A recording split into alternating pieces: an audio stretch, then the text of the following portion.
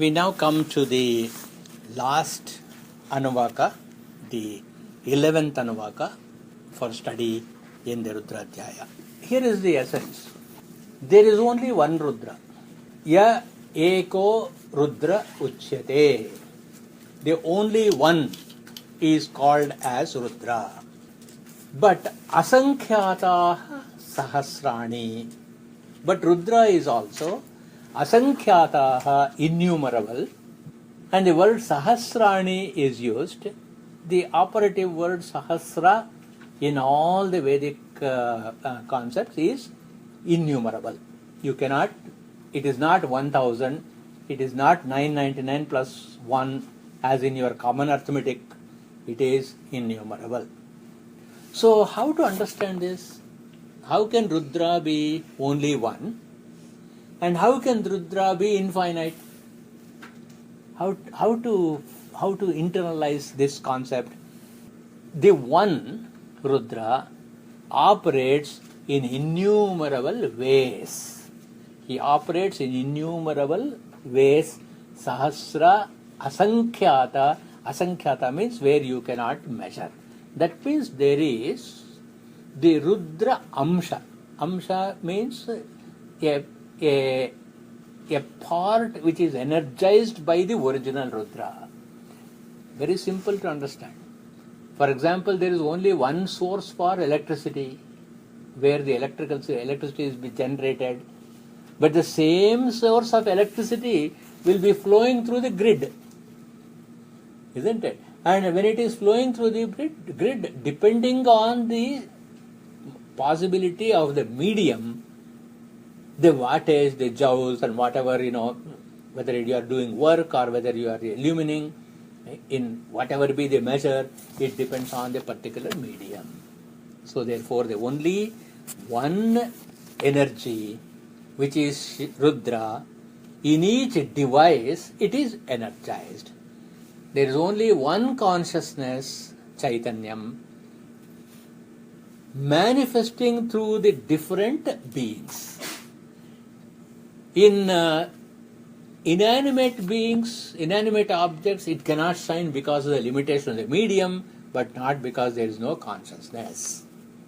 Whereas in animate objects, because there is consciousness, depending on how the particular animate being is able to express the inner consciousness, to that extent Rudra will experience itself. So the one Rudra, who is the non-doer, Akarta, who is the non-experiencer, Abhokta, who is the pure consciousness, Shuddha Chaitanyam, is the efficient cause or the Nimitta Karana.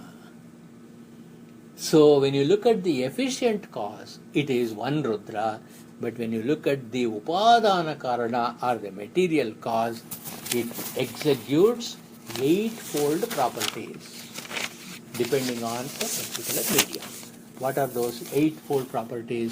Creation, Srishti, preservation, Sthiti, dissolution, Laya, control and discipline and order, Niyamana. Then coming to intellectually or mentally, mental abilities, ignorance, Ajnana, which causes bondage, Bandha. Then you get knowledge, Jnana, because of which you get liberation, Moksha. So the one Rudra, Eko Rudra, through the medium, depending on how you prepare the medium for the receiving of this energy, depending on that, one or the other of these 8 qualities are manifested at the cosmic level. Srishti, creation, Sthiti, preservation, control and all these 8 characteristics happen only at the cosmic level. But what happens at the microcosmic level? At the microcosmic level, pretty much we are confined to only 4. In a limited way, we can also be creative. In a limited way, we can destroy things. But in unlimited way, we can be ignorant. And it can be removed by knowledge thoroughly, and one can experience liberation also. So, what is the concern of this Anuvaka? What is the worry of this Anuvaka after having worshipped Shiva in the 10 Anuvakas? Why is it that the Rishi is still worried? It is because the innumerable Rudras hinder our comfort, hinder our progress, hinder our knowledge, because it can actually create a bottleneck. For instance, you want to get your loan sanctioned, you go to the bank. The officer in the bank sanctions. But it is the clerk who has to issue the check. So the clerk could be the bottleneck. So similarly, even though there is immense grace of the one Shiva, because of this Sahasrani Asankhyatāha, the thousands of agents who has to execute the will of the one, they can cause us harm, they can cause us difficulties. Therefore, we are going to pray to them also. Hence, Sahasrani Sahasrasho Ye Rudra Adhi Bhumyam. Bhumyam Adhi, Bhumi means earth, Adhi means stationed on this earth. Ye Rudraha Sahasrani, those thousands of Rudras, Sahasrashaha, in thousands of ways, can harm us. So each one of the Rudras can harm in thousands of ways. And then you extrapolate that to the 1000s of the Rudras who can harm us in each one of them in 1000 ways. So in that context, we are now praying Tesham Dhanvani Sahasra Yojane Avatanmasi. Tesham Dhanvani, each one of them who have got so many weapons by which they harm, their bows, their arrows, their guns and everything, put them thousands of yojanas away. Yojana is a Vedic term for distance. So in the Vedic terms, we use the word miles, we use the word kilometers. In the Vedic words, it is called yojana. So this we have a formula for this yojana. In the earlier centuries, the astronomers like Aryabhata and then Surya Siddhanta, which is one of the methodologies we use in Jyotisha in determining the auspicious times, they say that 1 yojana is equal to 5 miles. But later on, some of the later rishis have also made it as 10 miles. So that means 1 yojana can be anywhere between 5 to 10 miles in our current measurement context. But Sahasra being infinite, that means put it away at an infinite distance so that it will not be accessible to them at all. So in short, with this prayer, we make their weapons ineffective. So what kind of thousands of ways they can give us harm? Everything will cause 2 kinds of difficulties for us.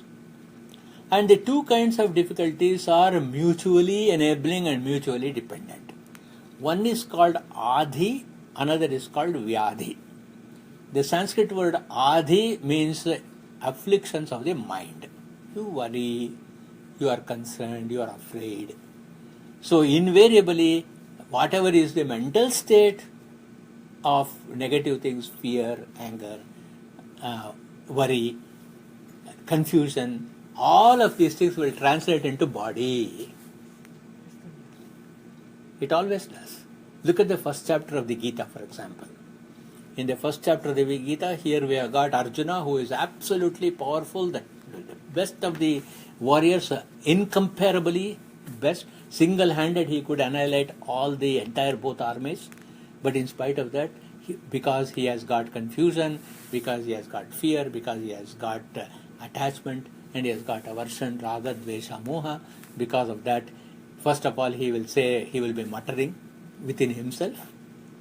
and that muttering within himself translates itself into incoherent speech, illogical speech, and then later on he will say, I cannot even stand, and then he will sit down. Nacha shaknom yavasthatum. And then he will sit down. What was wrong with him physically? Nothing whatsoever. Therefore, Adi, all mental disturbances can also affect the physical health. Similarly, physical health can disturb our mind. Some natural infection that comes to us, some natural difficulty that comes to the body can also affect the mind. Because when you are sick physically, how can you be peaceful? There may be nothing for worry. You may not be confused. You may have no attachment or aversion. But the very physical disease could affect the mind. Therefore, what are the thousands of ways the Rudras can affect us? Through Adi and Vyadhi. And since Adi and Vyadhi, mental and physical, are complementary to each other, since both of them empower each other, and 1 plus 1 is probably 1,000, we use the word Sahasrashaha. One mental worry plus one physical worry is not 2, it is 1,000. And therefore we say, put away all these unreachable to them. Now you will see that Teshagam Sahasrayojaneva Dhanvani Tanmasi. Teshagam, all those Rudras, Sahasrayojane, and the weapons they have, Sahasrayojane, 1,000 yojanas away, Dhanvani, their bow, Avatanmasi, loosen the string and then abandon it at a great distance. That is the meaning of this mantra. But you will see that this mantra in practice, many of you who participated in the Maha Rudra and others, you would have noticed that for the last Anuvaka, this has got to be repeated 10 times. So the reason why we repeat is there is a rule called Anushangika rule. Anushangika rule means as a consequent of the kind of prayer you are making, it is inevitable to repeat the prayer. Followed? Each one of these Adi and Vyadhi, each one of these problems that can come, if you do not repeat it, then what happens? You may save yourself from the Rudras Bhumyam Adi. That is those who are located on the earth. You can avoid. What about those who are located in the waters? What about those who are located in the air? So to each and every one of them you must say, from each and every one of these sources you can bring us Adi and Vyadi. Therefore we have to pick up each line of the 11th Anuvaka and repeat Teshagam Sahasrayojane Vatanvani Tanmasi. But in the normal chanting of the Rudra we do not do, because it is a Sammita Patha. In Sammita Patha, that means where you are simply reciting the mantras as part of learning, you don't repeat. But when you are using it as part of a ritual, you have got to repeat. This is the Anushangika rule. You will see the same thing we are going to apply in the next section of the Mahanyasa we are going to study, called the Shodashanga Raudrikarana. For instance, it starts with Vibhora Siddhavyavahano Raudredhanikena Pahima Agne Piprahima Mama Igamsi Vanhirasi Havyavahano Raudredhanikena Pahima Agne Piprahima Mama Igamsi. But if you go to the Sammita Patha, you take only that first word and you string all of them together. So, what is the clue? How to determine that this has to be determined? Which mantra I should determine? I should do the repetition. Which mantra I do not do? How do you determine that? The text itself must provide a clue for us. The way in which the text itself provides a clue, if you carefully look at the 11th Anuvaka, in the first mantra, there is the Teshagam Sahasrayojane Vatanvani Tanmasi. In the 11th mantra, in the 10th mantra of this Anuvaka, Again, Teshagam Sahasrayojane Vadanvani Tanmasi is said. So in the beginning of first mantra, Teshagam Sahasrayojane Vadanvani Tanmasi is there. In the 10th mantra is there. So the rest of the mantras are boxed in these two repetitions called Samputi Karna. So in any set of the mantras that you come across in your Vedic study, if you see a batch of mantras are boxed in such repetition, then every mantra has got to be appended to the repeated phrases. This is how you have got to study the mantras. So, that's one very important technical point in this mantra. So, the mantra 1 talks about the Rudra Ganas of the earth. The Rudra Ganas of the earth, which you will also see elsewhere, Agre Vadhaya Cha Dhure Vadhaya Cha. So, the 11th Anuvaka, also being the last Anuvaka of the Rudra, must also give us a link to all our earlier prayers. So, you will see each one of these mantras of the 11th Anuvaka gives you a clue as to where you have done expanded study. For instance, you will talk about the denizens of the air, denizens of the heaven, all the gods. So many things we are going to talk about. There is a link here. So it becomes like a formula. So for example, the second mantra says, Asmin Mahatyarnave Antarikshe Bhava Adi Asmin Mahati Arnave. Asmin, in this, Mahati, great. Mahat means great, enormous, expansive. Arnave, in the ocean, in the high seas. So in the enormous oceans. Antariksha. Why did they pick up oceans? Because, there is a potential for fire in the oceans. It is called Badabagni. So how that Badabagni idea came, it seems all the anger of Rudra was collected and put into the ocean. That is why it can erupt as a huge oceanic volcano.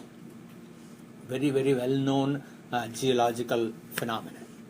And therefore we are worried about those volcanoes in the oceans also. Therefore here the prayer is Asmin Mahati Arnave Sahasrani Sahasrasho Ye Rudraha Teshagam means Tesham Sahasrayojane Avadhanmasi.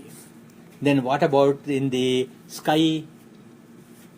Asmin Mahatyarnave Antarikshe. Antariksha means wherever in the space. Adibhavaha, whichever negative things, whichever Rudras are there, them also throw them miles away. Here, Sahasrani means it is not 5 times 1,000, 5,000 miles or 10 times 1,000, 10,000 miles. It means it is throw it in so that it will never be accessible to them. Then mantra number 3 talks about Nilagrivaha, Shitikantaha. You can see the repetition. Earlier also we have come across these phrases. Nilagrivaha, those who are blue-throated. Shitikantaha means those who have no blue throat. That means fair-throated, fair-necked. Sharvaha, Sharva means Rudra, Sharvaha. Adaha Kshamacharaha.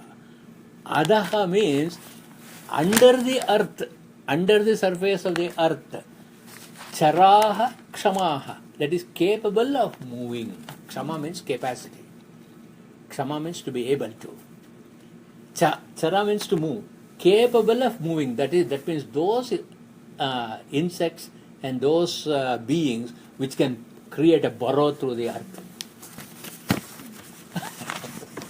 Isn't it? So from them also save me. Then Nilagrivaha, Shitikantha, similarly, who are Divam Rudraha, who are there in the heavens.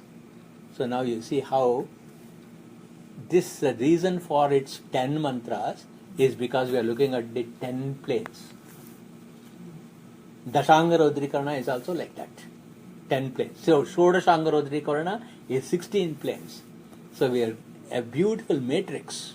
Students of mathematics, it is of great interest. You can see a lovely matrix is being formed. So very interestingly and appropriately, the rishi of these 4 mantras is Durvasa. The reason everybody is laughing is Durvasa Rishi is known for his anger. If he comes in our midst, you can be sure that we will get cursed. Because he is very short of temper. The reason is in the Brahmanda Purana, there is a story where there was a war between Shiva and Brahma. In that war, Shiva became so fierce and so full of anger that Parvati herself says, "What kind of a husband I have got?" He has got so much short temper, so much anger. So hearing this from his wife, they are such inseparable. Actually, Shiva, Parvati are inseparable. Hearing this comment, anybody else in the 3 worlds who had commented like that would have got cursed by Shiva. It is because Parvati said that, "Oh, is that right?" And then he collects all his anger. In one story, he deposits it into the ocean. In another story, he deposits into the womb of Anasuya, of the god of the rishis, Atri's wife Anasuya. So Durvasa is the son of Atri and Anasuya. But you will see that Durvasa doesn't get angry for no reason. The very word Durvasa, the name Durvasa means difficult to live with. Vasa means to live, isn't it? When you prefix it with the phrase Dur, when you prefix it with Dur, means it is hard. It is difficult to live with that fellow. That's all, as simple as that. That's why we see whenever somebody is very angry and then you can't help being with such a person, you call that person as Durvasa. I'll give you a clue as to how to understand the coming of Durvasa in the various stories. One of the classic story is Shakuntala. In the story of Abhijnana Shakuntala would have a Gandharva Vivaha. Gandharva Vivaha is where just the boy and the girl meet, hold hands and say, "We are married," in the presence of the cosmos only. No formal sanction for that marriage has happened, and Shakuntala would have actually become pregnant also because of that relationship. And then she will be her mind will be completely on her husband. And that is the time when Durvasa comes there. And when Durvasa comes, she doesn't recognize his coming. And she is in her own world. And that is when Durvasa actually curses. So how do we understand this concept? Is it just a story or is there a metaphor there? The metaphor is wherever there is kama, wherever there is desire, immediately it will be followed by anger. The association of Dushyanta and Shakuntala at that point of time was purely carnal. It becomes love later. It becomes love because of the blessings of Kanva Maharshi, not because of how they got married.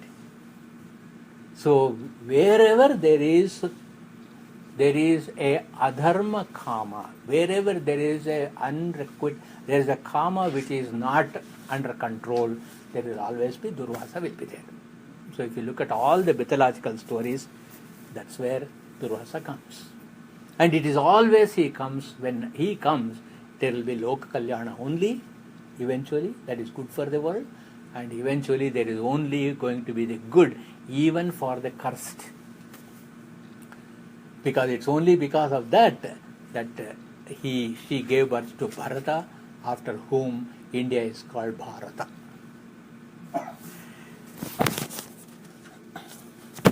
It's also right, because whenever Kama strikes, there is going to be Kama Dahana. So when the stupid Manmata comes, then Shiva has to burn it. other words, Sahasrashaha Kamaha. Sahasrani Kamaha. Thousands of desires come up. Sahasrashaha Kamaha. In thousands of ways desire comes up. Isn't it? Therefore, Sahasrani Krodhaha. Thousands of ways of anger. Sahasrashaha Krodhaha. Thousands of ways anger is expressed. So what does a meditator has to do? Tesham Sahasrayojane Avadanmasi. So distance ourselves from Nishiddha Kama and Ashuddha Kama. That is the message of Durvasa in his first 4 mantras. We'll continue next week.